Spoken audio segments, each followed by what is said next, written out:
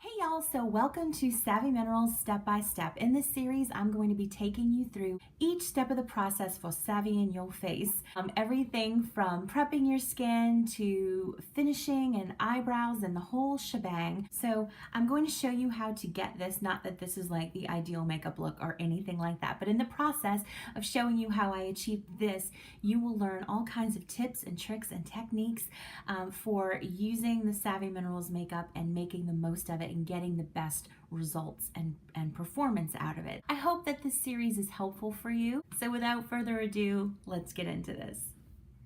All right, we've already covered skin prep and concealing and eyes and foundation. Now we're on to step 5 of the Savvy Minerals step by step, and that is finishing the skin. So here we're going to do blush and contour and bronzer and highlight and a little bit of veil application. Maybe not necessarily in that order, but here we go.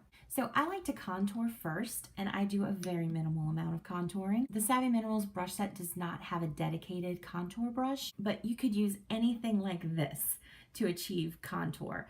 What you want is something that is kind of tapered or comes to a flat edge like this does, just to kind of get into those contours in your face really easily. My favorite brushes for that purpose are these.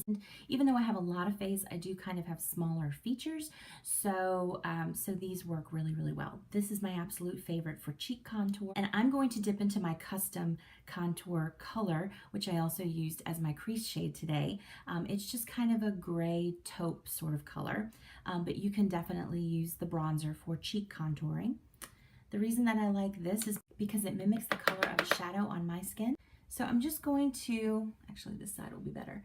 I'm going to go where my ear meets my face and just drag it lightly about to the center, kind of where my eyebrow stops, and then up and down to diffuse it out. And there you can see the difference. I have a cheekbone on this side and I don't on this side. So I'm just going to repeat that over here. You want to use a very light hand with contour. You don't want a stripe on your face. And there you go. I have cheekbones. Now you can also contour your nose with this. I would not contour my nose with bronzer. So if you feel like you need contouring on your nose, either use a darker shade of foundation or mix your own custom contour powder. So I'm just going to go along the side of my nose and try to get this to meet up with this thinner part of my nose, to thin out my nose a little bit, because I have my daddy's nose and it's kind of a honker. Although my mom has kind of a pug nose and I don't want that either. I don't think we ever kind of want what we have. The only thing that I really like about my face is my eyes. I like my eye color a lot. Everything else I have kind of an attitude about. So there you go, contoured my nose just a tiny bit. Now we're going to move on to bronzer. And again, the Savvy Minerals brush set does not have a dedicated bronzer brush. You could certainly use the blush brush. It's a little small for me for bronzer, but you could make it work. However, this really cheap, like $3 e.l.f. brush works really great too. So I just dip it into the bronzer and then tap off the excess in the jar. And basically, I'm going to go over where I put my contour, up into the hairline, and follow that around. Easy peasy bronzer application. I know a lot of people are afraid of bronzer. They don't want to wind up looking, you know, like an Oompa Loompa. The key to that is to use a shade that is not too dark for your skin and use a light hand. And I used Crowned All Over for myself, but I also use Summer Loved, which is the darker of the two bronzer shades, and it works just fine for me as well. But now the next step is blush, and you certainly could just go in with the dry powder and your brush and apply it that way. You could also spray your brush.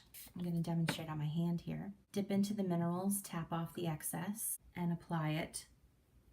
You see, it just builds the color really fast that way. So this is particularly helpful for ladies with darker skin.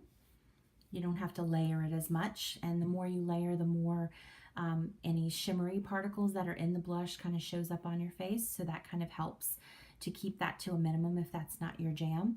But my favorite way to apply the blush is as a cream blush. So I take a little bit of the lavender lip balm on my hand here, and then I'm going to dip a stippling brush like this. This is another e.l.f. brush, it's like $3.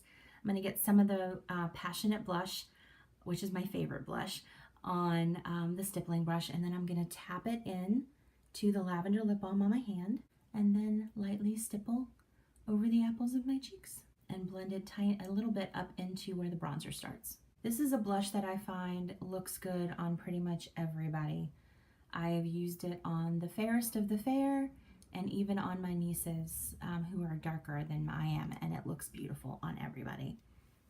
So that's blush. The key to blush is using a light hand and placement. You want it on the uppermost, roundest part of your cheek, and then lightly blend it in to where your bronzer starts. Okay, now on to highlight, and it is possible to get a pop-in highlight with Savvy Minerals. My favorite thing to use for highlight with Savvy Minerals is the Wanderlust eyeshadow. And you certainly could just take a brush, whatever highlight brush you like to use, dip into the Wanderlust, and you turn your face until you see the light on your cheekbone there, and just work it in circular motions over that area. And the way that highlighter works is kind of the more you polish it, the shinier it gets. Look at that, bam. But again, my favorite way is to use it as more of a cream. And I just take a very little bit of rose ointment and I apply it to the top of my hand there. And then I dip a stippling brush into the Wanderlust and then pat it in to the rose ointment. Again, turn my face till I see the light on my cheekbone, and then pat, pat, pat right on that cheekbone. Bam. Either one works. You could layer it for a more intense effect if you're all about that blang. I would advise against doing the highlighter step with the misting spray. What I find is that when it dries down, when used as a highlight, it gets kind of chalky, and that's not the look that you want to go for. So either do it dry with a dry brush, or apply it with some sort of emollients like the lavender lip balm or the rose ointment and a stippling brush. But there you go. I also like to apply some to the tip of my nose and the Cupid's bow, which is that little V shape on your lips. And lucky last step is the veil, and I get to use this guy. Yesterday we had a makeup event with my local Young Living group, and we decided this guy's name is Alejandro, because he's so sexy. So I just dip it in the veil and then tap off the excess, and then I like to just bring it through my T-zone. This, for me, helps control my oil there, and just also brings a little bit of light and life to the center of the face. Actually, there's one more bonus step that you could do. I like to finish off with a mist of the misting spray, because it smells so good. It also helps to take down any areas where you might have a little bit too much powder, or it just helps it to kind of further soak into your skin. Now, if you get to this step and you kind of look at your face and you kind of feel like you need a little bit of a touch up, you could do some more of the spot concealing over top of this. I would just, I've got some residual concealer paste that I made earlier in the concealer step in here. I'm just going to spray it once to kind of reactivate it. And then I take like a pointed brush, and you can just go tap, tap, tap directly on the spot, and then slightly in circular motions around to blend it into your skin. So you can do that if there's any spot that you feel like you might have missed or blended away. So there you go. That is step 5. Now we're going to go on to step 6, and the final step, the lips. Okay, so I hope that that was helpful for you. I really tried to incorporate as many different techniques and options and much information as I possibly could for you in each of the steps of this series. So thank you so much for watching. If you found this video helpful, please give it a thumbs up and consider subscribing. It doesn't cost you anything. And if you have any comments or questions about anything that I shared, please pop those down in the comments section below.